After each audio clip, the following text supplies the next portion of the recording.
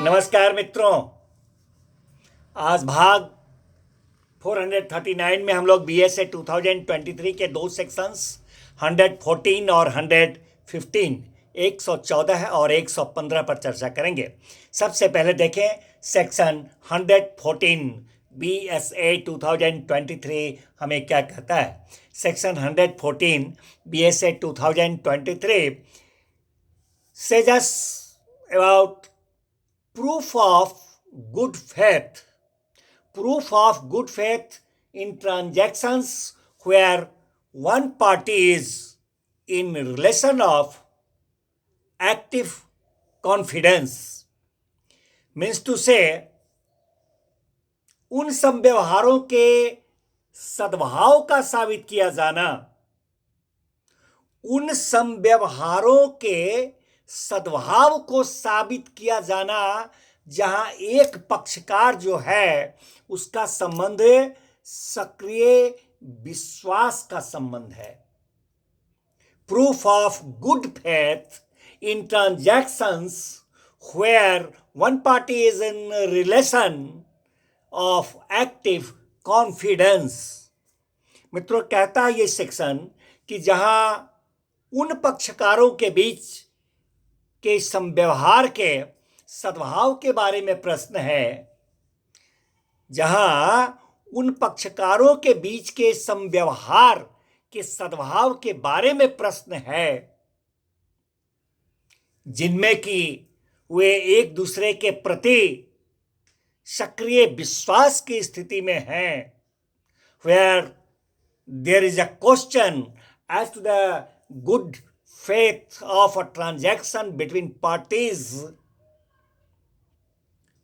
वहां उस संव्यवहार के सद्भाव को साबित करने का भार जो होता है वह उस पक्षकार पर होता है जो पक्षकार सक्रिय विश्वास की स्थिति में है, who is in a position of active confidence. अब इसका उदाहरण देखा जाए मित्रों, जैसे कि पुत्र के द्वारा, जो कि अभी हाल ही में वयस्क हुआ है, पिता को किए गए किसी विक्रय का सद्भाव पुत्र द्वारा लाए गए बाद में प्रश्नगत है। पुत्र के द्वारा, जो कि अभी हाल ही में वयस्क हुआ है, पिता को किए गए किसी विक्रय का सद्भाव पुत्र द्वारा लाए गए बाद में प्रश्नगत होता है। तो यहां पर संव्यवहार के सद्भाव को साबित करने का भार जो होगा वह किस पर होगा? तो वह पिता पर होगा।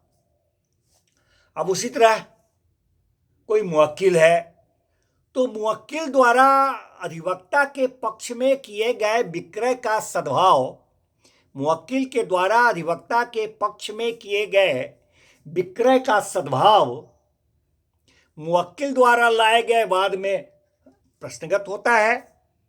तो यहां पर संव्यवहार के सद्भाव को साबित करने का भार जो होगा वह अधिवक्ता महोदय पर होगा। मित्रों, इसी अनुक्रम में अगला सेक्शन 115 बीएसए 2023 को देखें। Section 115 BSA 2023 says us about presumption as to certain offenses. Presumptions as to certain offenses, कतिपय अपराधों के बारे में उपधारणा, कुछ अपराधों के बारे में उपधारणा, presumption, presumption as to certain offences. मित्रों, ये जो धारा है 115 BSA 2023, इसमें दो उपधाराएं हैं, उपधारा 1 और उपधारा 2। तो सुविधा के दृष्टिकोण से और सुस्पष्टता होने के दृष्टिकोण से सबसे पहले हम लोग उपधारा 2 पर ही चर्चा करते हैं। इसका उपधारा 2 जो है उसमें कुछ अपराध का वर्णन किया गया है, बताया गया है, उसमें विनिर्दिष्ट किए गए हैं। जैसे उपधारा 2 में 2 खंड बनाया गया है, क और ख। तो क में जो अपराध बताया गया है वह है 147, 148, 149 अथवा 150 BNS 2023 भारतीय न्याय संहिता 2023 के अधीन का कोई भी अपराध जो है 147, 148, 149 अथवा 150 का।